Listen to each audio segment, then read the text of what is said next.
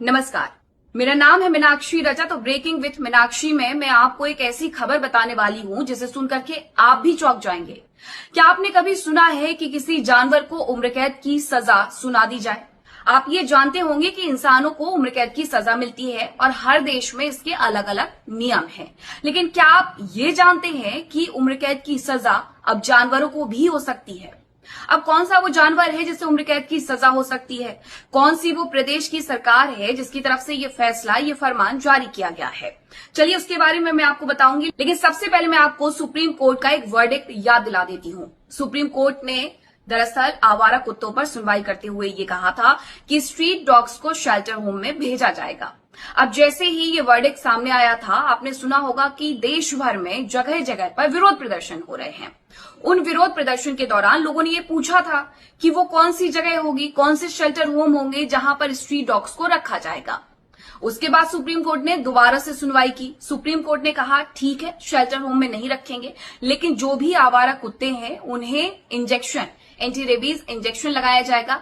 जिस जगह से उन्हें पकड़ा गया है उसी जगह पर उन्हें छोड़ा जाएगा। इसके साथ एक नियम और बनाया गया था जिसमें पेनल्टी लगाने की बात भी कही गई थी। अब नियम ये था कि स्ट्रीट डॉग्स को आप कहीं पर भी खाना नहीं खिला पाएंगे। कुछ निश्चित पॉइंट्स होंगे, वहीं पर जाकर के आप उन्हें खाना खिला पाएंगे, और अगर आप इसे नहीं मानते हैं तो आपको जुर्माना भी भरना होगा।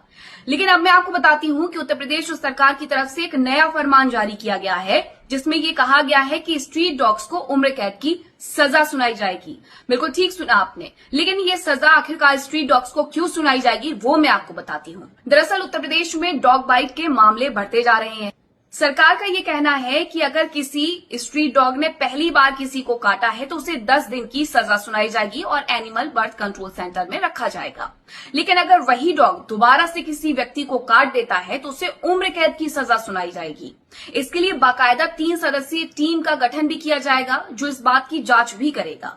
सरकार की तरफ से ये जरूर कहा गया है कि आजीवन कैद की सजा पाने वाले कुत्ते को रिहा तभी किया जाएगा जब कोई व्यक्ति अधिकृत तौर पर उसे गोद लेगा।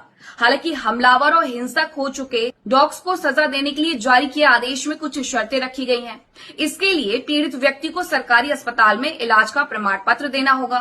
और इतना ही नहीं, जिस डॉग को सजा मिलेगी उसके अंदर माइक्रोचिप भी लगाई जाएगी, क्योंकि डॉग पहले ही किसी व्यक्ति को काट चुका होगा, इसीलिए वो दोबारा से अगर ऐसी हरकत करता है तो उसे तुरंत के तुरंत पकड़ा जा सके, इसलिए माइक्रोचिप लगाई जाएगी। अब उत्तर प्रदेश सरकार की तरफ से जैसे ही ये फरमान जारी किया गया है, सभी नगर निगम के द्वारा इस पर अमल भी किया जा रहा है। और इतना ही नहीं, प्रयागराज के करेली जिले में एनिमल बर्थ कंट्रोल सेंटर बना भी दिया गया है। तो अब आकर के कोई भी ये नहीं पूछ पाएगा कि एनिमल बर्थ कंट्रोल सेंटर है कहां जहां पर डॉग्स को रखा जाएगा।